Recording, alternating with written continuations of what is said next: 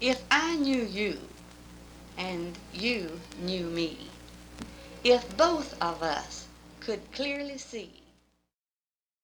The last time I saw Sam or Emma, if I remember right, now I'm getting a little old myself, but it seemed like that Sam was about 105 or 6.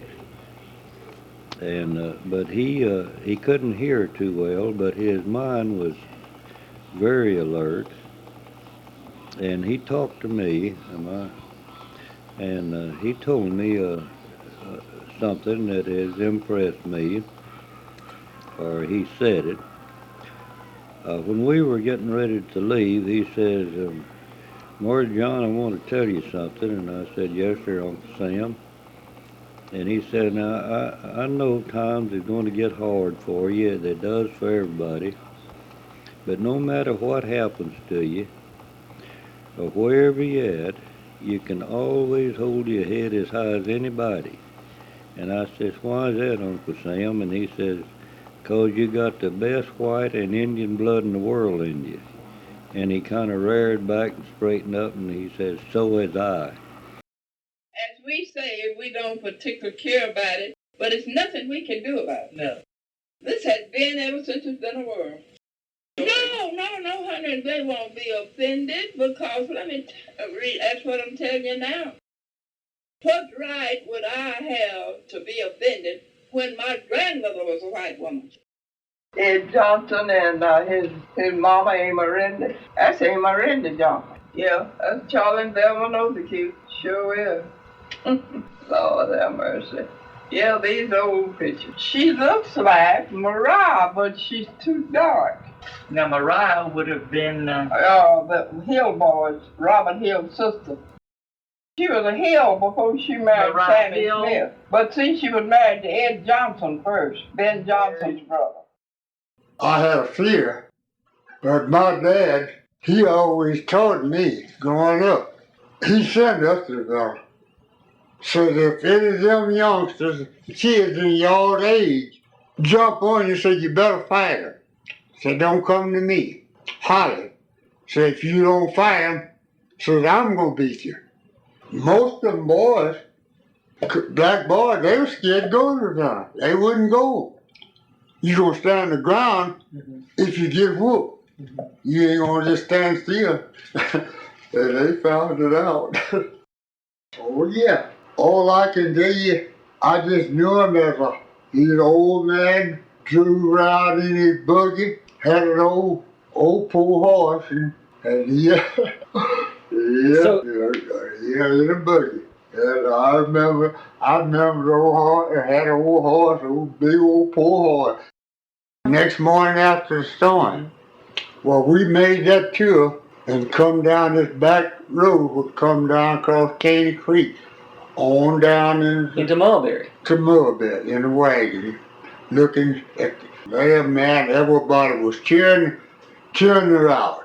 Bill Jackson. And they used to sit on Grandma Kane's porch in a chair, and Uncle Earl would sit there and talk to him. Well, different ones of us. I'd go over there and talk to him, and everybody come to see. All the kids would come to see him, you see. And he started getting his. He didn't get no money. You see, he had house and tobacco, and finally they got him a little check from the Social Security. But he lived with Grandma, and one thing you might not want to know this though, but him and Grandma was still in bed one morning, and he said, "Nanny, get up, the school bus is coming." And she said, "Well, I'm not going off on that school bus." He died because he taken the flu in Glasgow, Scotland, but he didn't even get to the fight. He didn't even start. He got sick before he got there because he had taken that flu. You know, he died, but they buried him over there and he stayed 2 years, and then they shipped him back to Bonham, but he stayed over there, and then they brought him back and taken him to the grandpa and the boys met him at Bonham to train, and they taken him on the bottom to Mother. He walked the girl home, was coming back. He said the moon was bright as day. And there was a house back, the way he described it, 300 feet or so off of the road. But it was so bright, said he could see people on the porch. And here come a dog. And he said he hauled out this as a silver-plated revolver. Said he hauled it out, and they hollered, "Don't shoot that dog." He said, "Well, stop him." And they never made an effort. They never called the dog back or anything. And he said, "I let him come in about 30 feet of me, and that's as far as he got." Oh, my. And he said, "I laid him down." Now, where was he living when that happened? That was when he was a boy in Tennessee. Back in Tennessee. Back in Tennessee. Yeah. He'd come up there a couple of times in the summertime in July and had his coat on.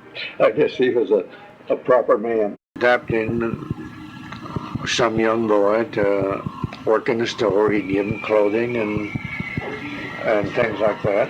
And he adapted me more or less. And in the school year of 23 and 24, I lived with him. He built a little two-room house in north of the store. And I worked in the store, and I'd get up one day a week and go to town and get the week's supply of groceries in a T-model truck. The first year I was a teenager, I'd take that old T-model truck and go to the bottom the next morning and get our week's supply of groceries for the store before school. Because I'd be a little late to school, but that didn't matter. Said whenever he'd leave of an evening for take the money out of his store, he'd just take it, he had it in a pouch, and he'd just take it and throw it under the building. That was protected. Tub down there is the one that right at the bottom of where Lazy lived. Yeah, and she was the one that fell out of that tree. Yeah, she did. She fell out of the tree. They said when the clump hit the ground, they went to see what it was, and it was her. Yeah, this is a Mulberry cyclone. Greg, I want you to look at a price. Lady and Ida. I say I live there, right there at Mulberry. Well, it was an old house, with a hallway down through the gut of it, and I understand that they had awakened and were trying to get out to get to the cellar, and we're in that hallway when the cyclone hit, and there was a scantling hit Mr. Wisely, I said, in the neck, and when it hit his spinal column, it split as he was killed. And our in Mamie, wasn't that name, Mamie? Lived across east of the road, and they were trying to get over. The Wisely's had a sperm cellar there at the corner house. And I and his wife, and they had a baby. Dwight Dupree. We're trying to get across the road to the family sperm cellar. And she was killed. And he said he was just picked up, said it seemed like he went a half a mile into the air, but he never did lose the baby. And his arm was broken in, I think, about 3 parts. But he never did lose never did lose hold of the baby. He was ambitious, right, and wasn't afraid to go in debt. Right. He expanded, right, bought that $300 land there. Right. He expected to pay for it with 40-cent cotton. Right. Was that a good price for cotton? Well, yeah.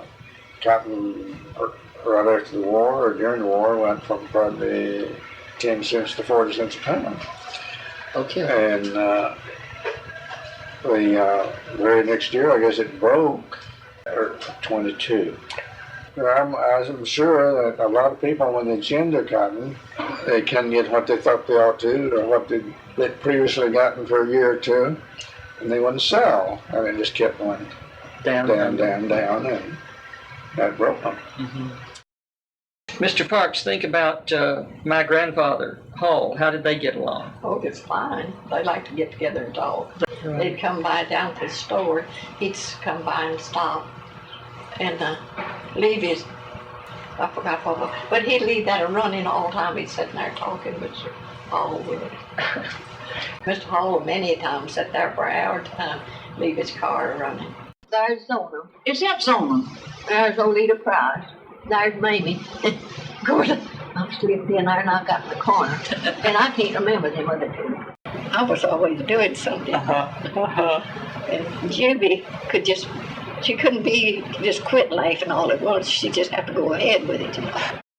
And you were on that old road over there about Crumby's, and you met some cows in the road, And you ran up on it, got the car up across the And neck. it rolled back, and she bawled. Well, yeah, I remember that. And you and But Miss Zona jumped out of the car. No, I was driving. No, Zona wasn't with us. That was Lola. I don't remember Zona being with us. Well, I wasn't going to tell my daddy. Went on up to the old Crumbie house, past the car, and my daddy was in a wagon with them. So when I got home, I told him, but he didn't see it. And when I learned to drive, he drove some, when we first got the old Maxwell, I think it was. And one day I asked for the car, and he said, no. And I said, how come? He said, you don't have to drive. And I said, yes, I do. I've been slipping the car out. We had a garage. The door was at both ends of it. Uh-huh. And I don't know, my mother didn't tell her that I was doing it. I don't know where she thought anything about it, but I'd get the car out. But when I'd go to put it up, I'd open that end door. So if I didn't stop, I wouldn't tear the door down. So he said, take it on. So I never asked for the car anymore after that. No, they lived over there in front of where Tracy lived. They lived on my daddy's place when they run off and got married. And we heard them screaming. And Hill was out in the orchard walking around. Miss Hill was there in the house. The house had 2 rooms on the east side. There was a great big hall in there. And then these windows, something like that, but they had little doors under the windows. It was really an old-timey house. Where were you the night of the storm? House, across the hall, and I run across the hall. We had color lamps there. And Mother got her ankle hurt. She was sitting in a chair out little in front of the fireplace. In the room that we was in, all of it went away. That was in the fireplace that we were just sitting in that. Along about midnight, I think. Heard the roaring and jumped up and run across. Yeah. But it just so fast, Now, your sister who was killed in the storm was Mamie, and she and Ira Wisely were living together, and they had a little baby. I don't remember how, not a little baby, it's little. And they had a storm house right at the end of the porch. But Ira went out to sea, and it was just so near, he just run back, fell across the bed, and put his arms around Mamie and the baby. I don't know, they found the baby, and it just is muddy as a little hog, like it'd been in a hog log. And Mamie had a 2x4 through her back. And Ari had his arm was broken up. Oh, I can remember it if it was yesterday. And we got nearly to the corner down there. And, well, they had all the dead people down there in that little house. Petty's lived there. And Petty's was in the storm house, so they put all the dead people in there. And I almost got there once, and somebody saw me and didn't let me go, of course. I've never been back home since I pulled the doors due. I never wanted to go back.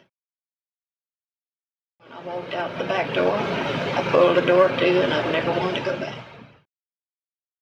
Sorry from Gladys. Must have been ages and ages ago. That's when you give her the shout. Yeah, read that. See, you know exactly how to do those things which give most pleasure. For such thoughtfulness from you, accept thank in full measure. Gladys. Yeah. If I knew you, and you knew me, if both of us could clearly see, and with an inner sight divine the meaning of your heart and mine, I'm sure that we would differ less and clasp our hands in friendliness.